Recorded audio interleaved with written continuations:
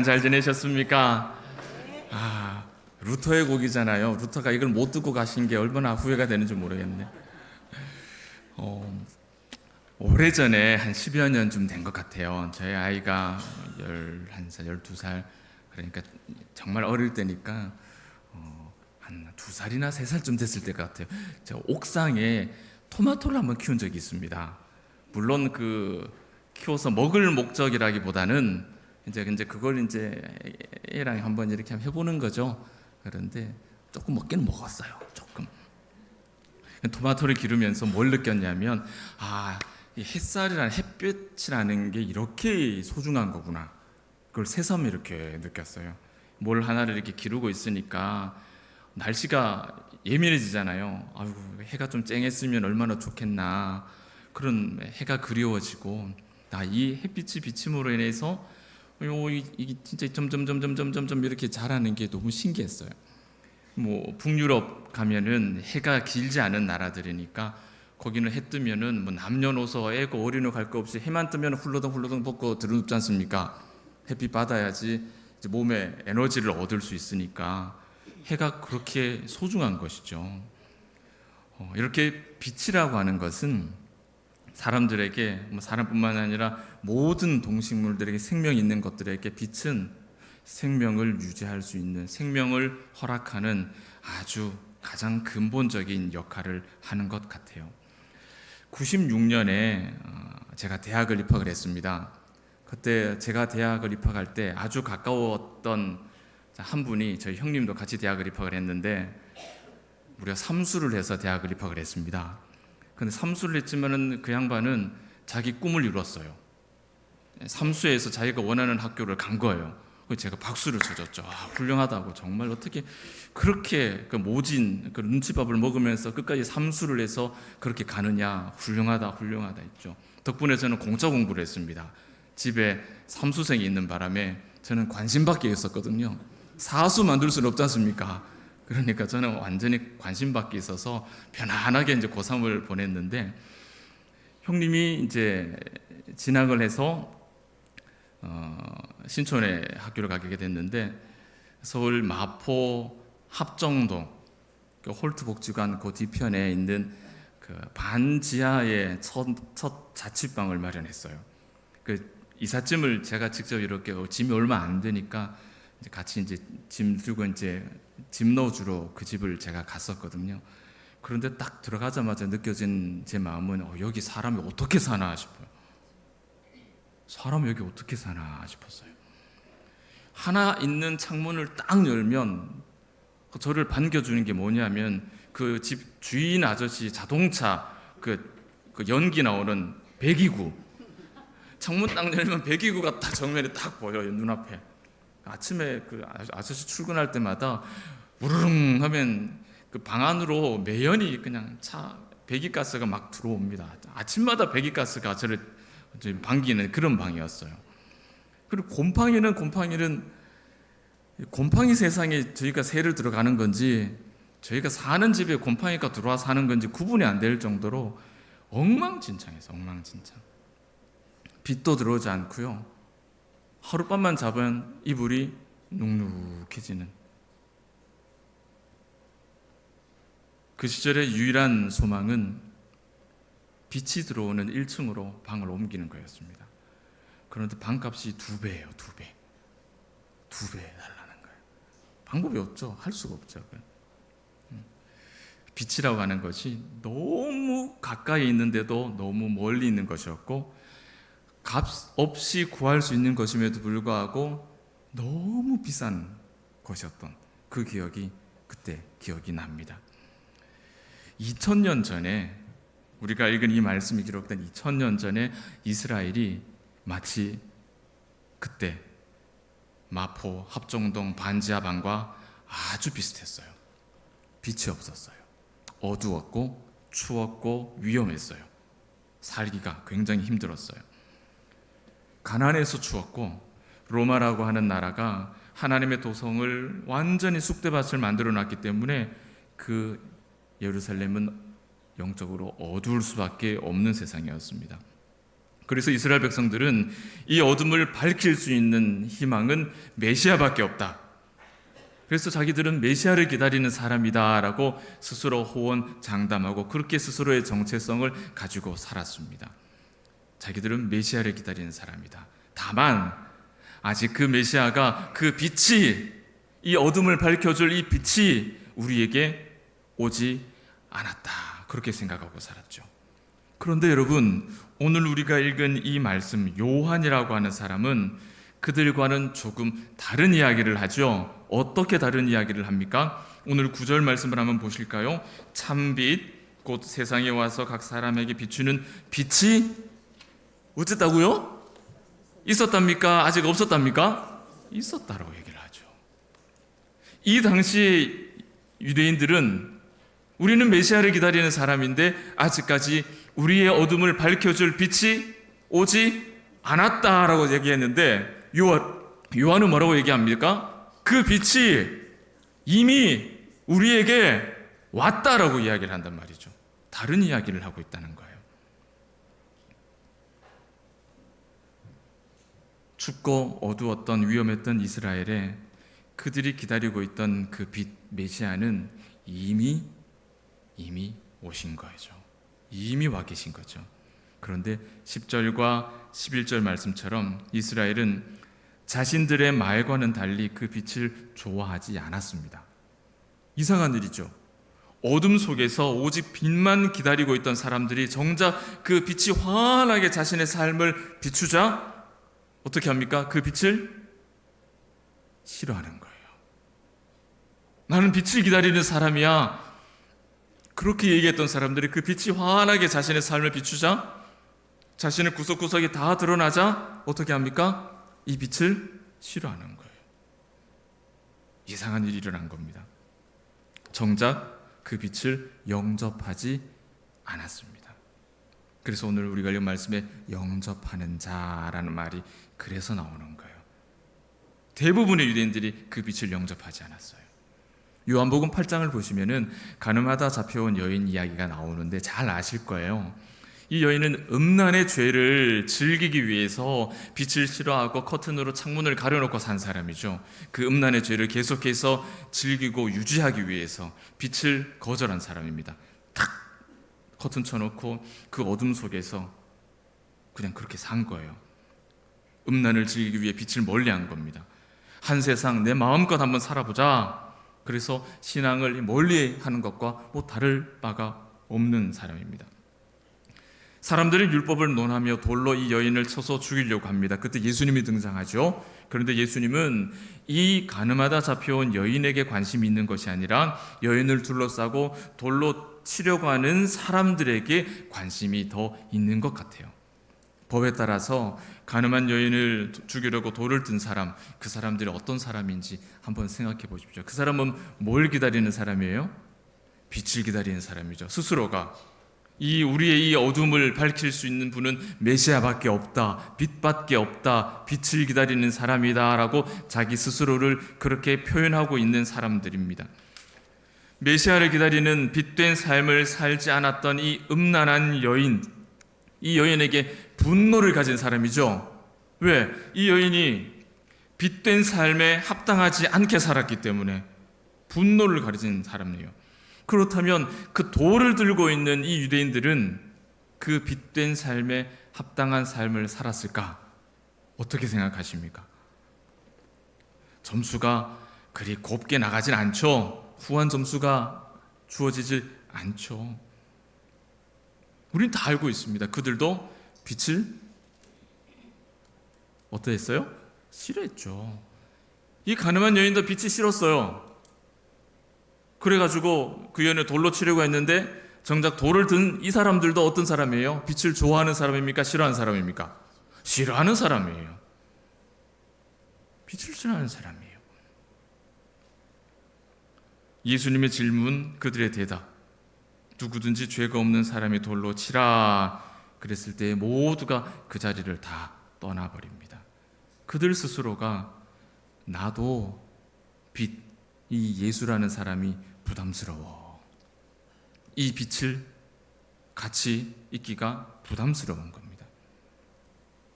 그들에게 예수님은 기다리고 기다리던 이스라엘을 밝힐 수 있는 구원의 빛이었지만 그들은 이 빛을 피해서 마음의 커튼을 닫아버리고 맙니다. 등을 돌려버리고 마는 것이죠. 그런데 그들이 돌로 쳐 죽이려고 했던 이 가늠한 여인, 이 여인도 빛이 싫어서 어둠 속에서 죄를 즐기던 사람이죠. 이 여인은 조금 달랐어요. 처음에는 이 여인도 그 빛이 얼마나 눈부셨든지, 그 권능이 얼마나 대단했든지 그 거룩함을 감당할 수 없어서 눈을 마주칠 수 없었습니다. 고개를 들 수 없었습니다. 그러나 참 빛이신 예수님께서 이 여인을 용서하시죠. 그 빛이 그 여인을 구원하시는 거예요. 용서하시죠. 그러면서 말씀합니다. 나는 세상의 빛이니 나를 따르는 자는 어둠에 다니지 아니하고 생명의 빛을 얻으리라. 네가 닫아놓은 커튼을 활짝 열고 참 빛으로 너를 비추는 이 빛을 네가 받아들이면 너는 어둠에 다니지 않고 생명을 얻게 된다. 그 말씀을 하세요. 옥상에 심어놓은 토마토가 햇볕을 통해서 생명을 얻듯이, 열매를 맺듯이 예수님은 죄로 물들어 있는 모든 사람들에게 살 소망을 찾아 헤매는 이 땅에 고단한 우리 어머니들에게, 매일매일의 삶에 지쳐서 또 절망하고 오늘은 어떻게 우리의 가족들을 부양할까 고민하고 힘들어하는 그 자리에 머물러 있는 이 땅의 아버지들에게, 남편들에게, 아내들에게, 또는 불안한 미래의 어떤 장래의 어떤 고민들로 인해서 힘을 잃어버린, 어쩌면 삶을 포기해버린 우리의 자녀들에게 예수님은 동일하게 유일한 소망이 되시고 빛이 되시는 겁니다. 우리는 이 사실을 절대로 놓치면 안 되는 것이죠. 그럼에도 불구하고 많은 사람들이 이 빛이 정말로 생명을 주는 빛인 줄 모르고 사는 겁니다. 9절과 10절 말미를 보십시오.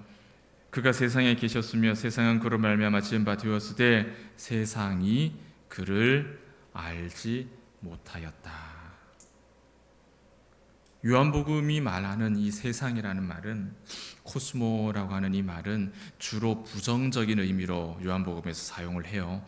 요한은 세상이라는 말을 쓸 때 좋은 의미로 별로 쓰질 않습니다. 이 말은 무슨 뜻이냐면 하나님이 창조한 이 세상이 무슨 문제가 있어서 세상이 잘못됐다라는 게 아니라 하나님이 창조하신 이 세상을 살아가는 사람들이 문제라는 거죠. 하나님의 창조를 바라보며 반응하는 사람들의 잘못된 태도가 문제다라는 의미에서 이 세상을 부정적인 의미로 사용하는 거예요. 2000년 전에 이스라엘처럼 자신을 지으신 창조주를 이 세상이, 사람들이 거절하는 거예요. 거절하는 거예요. 빛으로 오신 예수를, 빛을 받아들이지 않나요? 커튼을 닫아버려요. 세상 편하잖아요. 집 청소했는지 안 했는지 누구한테 표도 안 나고 얼마나 좋아요. 나만 괜찮으면 되니까. 나만 괜찮으면 되니까. 나만 불편하지 않으면 되니까. 그죠?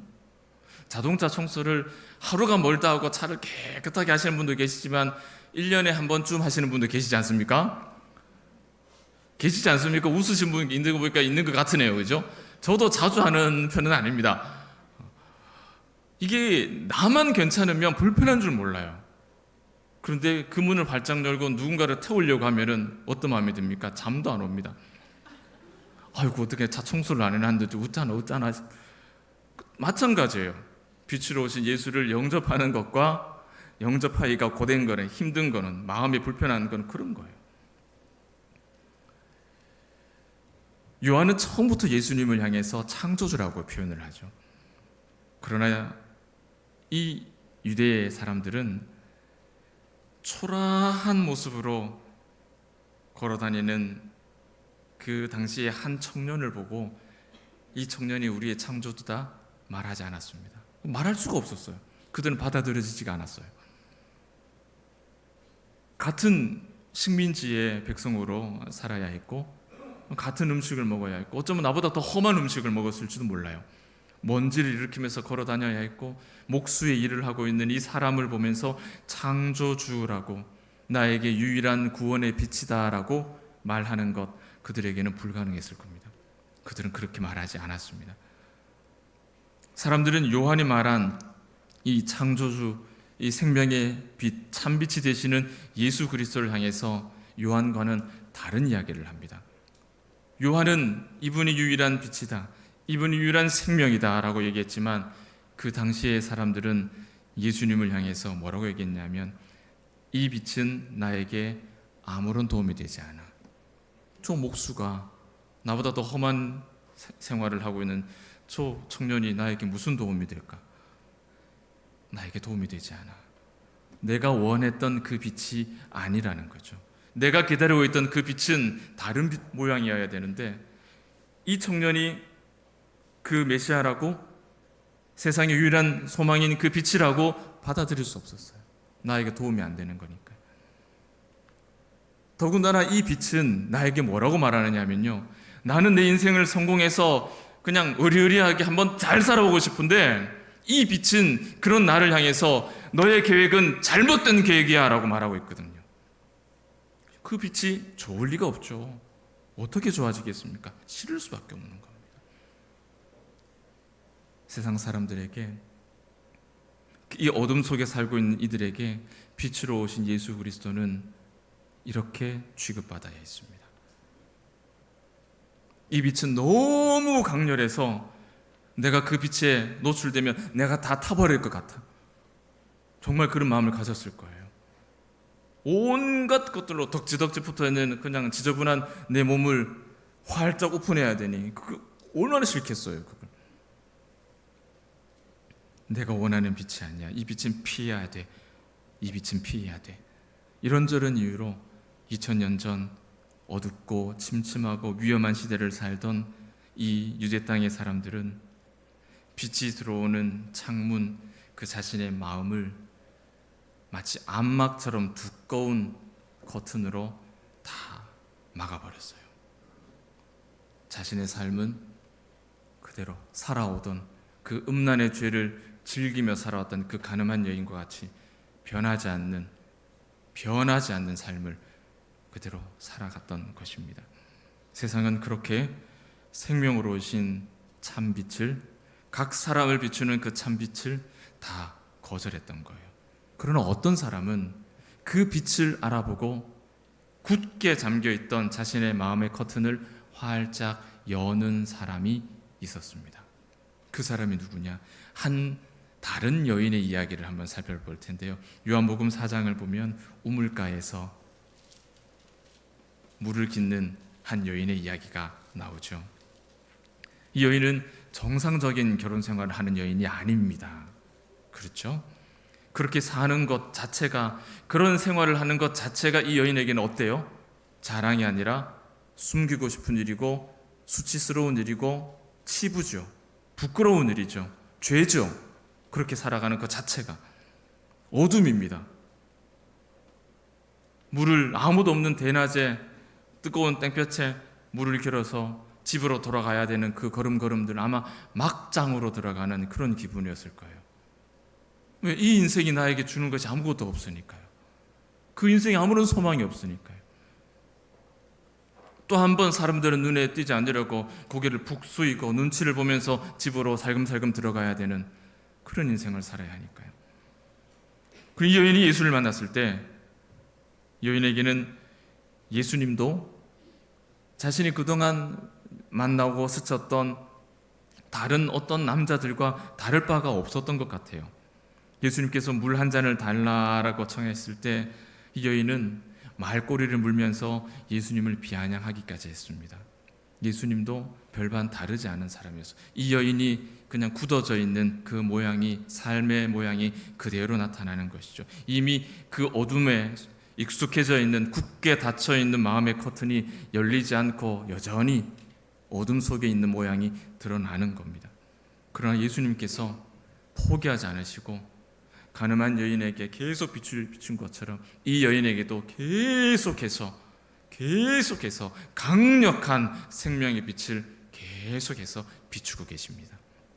그러자 이 여인의 마음이 조금씩 열리기 시작해요.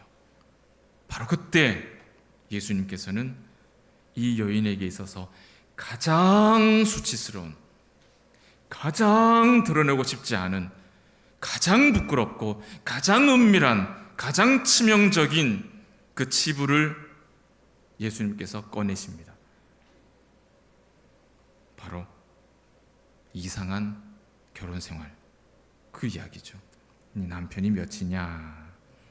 네 남편 데리고 와라. 그건 부끄럽게 짝이 없는 이야기죠.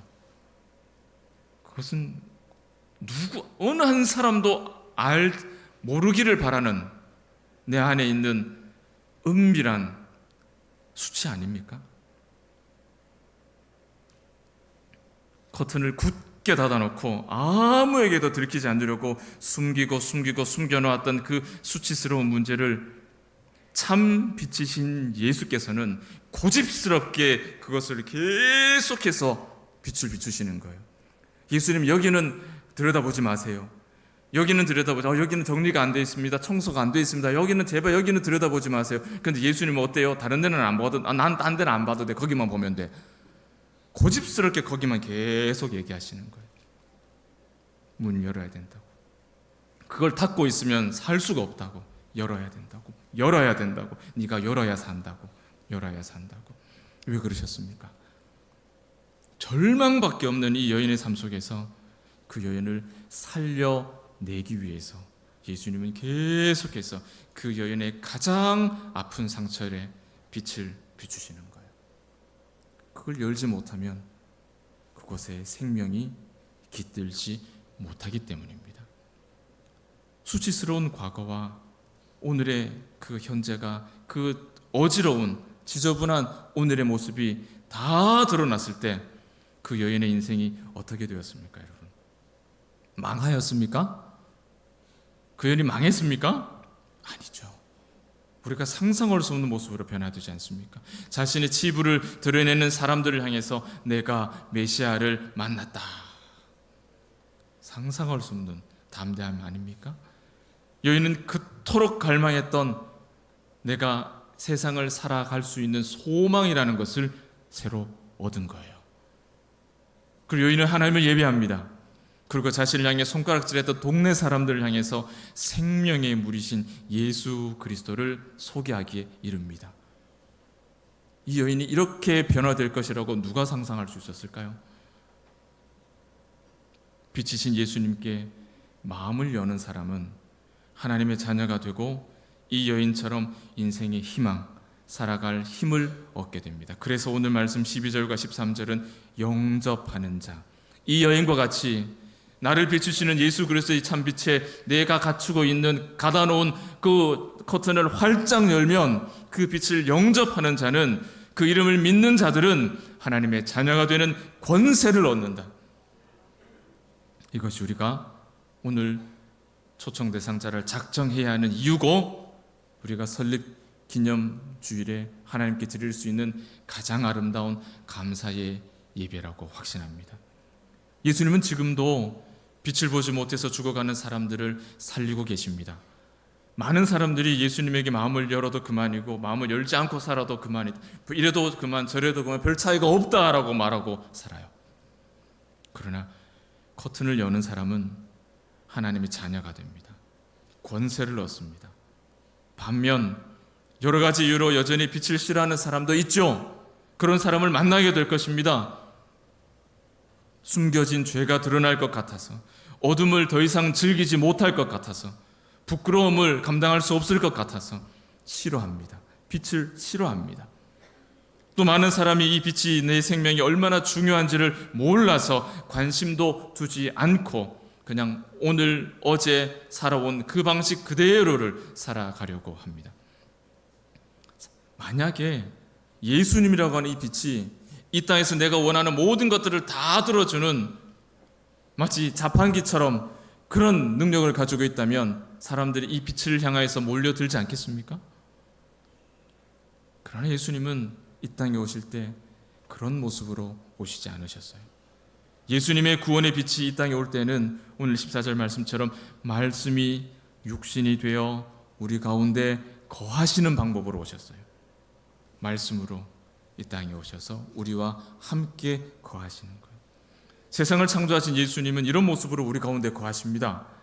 그리고 지금도 우리 가운데 그 모습으로 이 자리에 함께 계십니다. 거하신다라는 것은 텐트를 치고 계신다는 뜻이에요. 캠핑이라는 캠핑입니다. 캠핑. 어떤 장면 떠오르십니까? 텐트를 치고 함께 하신다라는 장면. 떠오르는 장면, 어떤 장면이 떠오르세요? 광야의 성막, 그죠? 동서남북에 어마어마하게 이스라엘이 진쳐져 있고 그들이 텐트가 집집마다 다 쳐져 있는 그 한가운데 누구의 텐트가 있습니까? 누구의 텐트예요? 그 텐트가 하나님의 텐트, 성막이 있죠. 하나님이 그곳에 텐트를 치고 그곳에 캠핑, 그곳에서 그렇게 그 백성들과 함께 사셨다는 거예요. 그 출애굽한 백성이 40년. 여러분, 광야 생활, 광야는요 사람이 살만한 곳이 아니에요. 그럼에도 불구하고 그 40년 광야 생활 동안 하나님께서 그들 가운데 텐트를 치고 그들 가운데 거하시는 동안 그들은 목마르지 않았고 배를 골지 않았고 옷이 해지지 않았습니다. 적을 두려워하지 않았고 내일의 삶을 염려할 필요가 없었어요. 왜? 하나님이 함께 하셨기 때문에. 그들은 하루의 고된 일들을 마치고 그들의 진 가운데에 하나님이 임해 계신 그 모습을 바라보면 가슴을 쓸어내리며 아하, 여전히 하나님께서 우리와 함께 하시는구나, 안도의 한숨을 내쉬며 각자 자기의 장막에 들어가서 두 발을 뻗고 잠들 수 있었습니다. 여러분, 매일매일 발 뻗고 주무십니까? 하나님이 함께 계신다라는 그 안도의 한숨으로 발을 뻗고 계십니까? 아니면 다른 이유로 발을 뻗고 주무십니까? 아니면 이것도 아닌 저것도 아닌 불안한 마음속에 그냥 그렇게 하루가 지나갔다, 그렇게 하루를 보내고 계십니까? 하나님이 함께 거하심, 우리 가운데 임하여 계신 그 성막을 바라보면서 아, 하나님이 오늘도 나와 함께 하시는구나. 여러분, 이 고백을 할 수 있다는 거 얼마나 복이에요. 이보다 큰 은혜가 어디 있겠습니까? 요한은 이스라엘이 광야에서 경험했던 그 하나님의 영광을 오늘 말씀 14절로 표현했죠. 말씀이 육신이 되어 우리 가운데 거하심에 우리가 그의 영광을 보니 아버지의 독생자의 영광이요 은혜와 진리가 충만하더라. 아멘. 태초에 세상을 창조하신 이 말씀이 우리 가운데 오셔서 지금 우리와 함께 거하고 계십니다. 텐트를 치고 우리와 함께 지금 캠핑을 하고 계십니다. 이 말씀, 이 복음, 이 생명의 빛 앞에서 우리가 커튼을 활짝 열면 우리의 은밀한 치부와 마음대로 살아왔던 그 편리와 신앙의 두 얼굴, 이래도 그만 저래도 그만, 그 얼굴이 다 드러나겠죠. 부끄럽겠죠. 불편하겠죠. 그것이 싫어서 열지 못해요. 그러나 놀랍게도 열어젖히는 순간 부끄러움보다 더 빨리, 더 신속하게 우리에게 찾아오는 것이 있습니다. 그것이 바로 감격이라는 은혜예요. 부끄러움이 찾아와도 괜찮아요. 그러나 그 부끄러움을 끌어안으시는 하나님의 생명 주시는 감격과 은혜가 우리에게 깨달아지는 겁니다. 살 소망이 찾아오는 거예요. 우리는 이것을 은혜라고 말하죠. 이 사실을 아는 것이 은혜와 진리가 충만한 것입니다. 성막에 거하신 하나님이 이스라엘을 지켜주고 이끌어 주었던 것처럼 우리 가운데 역사하시는 예수 그리스도께서 우리의 삶을 지켜주시고 하루하루를 인도해 주십니다. 로마서 8장 37절은 이 이유 때문에 우리가 모든 일에 넉넉히 이긴다라고 기록하죠. 그래서 우리는 넉넉히 이기는 거예요. 말씀이 육신이 되어 우리 가운데 거하시기 때문에. 그래서 우리는 넉넉히 이기는 겁니다. 사랑하는 여러분, 빛은 빈부귀천을 떠나서 모든 사람에게 동일하게 비치죠. 그러나 커튼을 열고 그 빛을 영접하는 사람이, 그 사람만 비타민 D도 얻고 토마토도 먹을 수 있죠. 열지 않으면 아무것도 안 돼. 결국 이 빛이 우리들의 희망이요 우리들의 생명이라는 것을 우리는 있으면 안 되는 거예요. 구원의 빛 예수 그리스도, 이 빛이 나와 내 가정과 내 교회와 또 오늘 우리의 초청 대상자들에게 유일한 희망입니다. 우리는 본능적으로 빛을 싫어해요. 구원의 빛이 우리의 수치와 우리의 은밀한 것을 다 밝힐 것이기 때문에, 드러낼 것이기 때문에 본능적으로 빛을 싫어합니다. 그러나 예수님은 계속해서 먼저 이 자리에 계신 저와 여러분의 마음의 빛을 계속해서 비추세요. 우리가 먼저 커튼을 열어야 된다라고. 왜? 우리가 이 커튼을 열지 못하면 여러분의 초청 대상자를 비추는 그 생명의 빛을 가로막는 것이 됩니다. 그 빛을 가로막으시면 안 돼요. 활짝 여셔야 돼요. 그리고 잃어버린 영혼들이 참 빛이신 예수 그리스도를 만날 수 있도록 그 이름을 작정해 주시기 바랍니다. 예수님은 생명의 빛입니다. 예수님께서 우리에게 비추신 그 빛을 가지고 지금도 어둡고 춥고 지저분하고 위험한 곳에서 살아가는 우리 많은 봉독의 가족들, 잃어버린 영혼들을 구원으로 초대하는 우리 봉독의 모든 권속들 되시기를 주의 이름으로 축복합니다. 기도하겠습니다.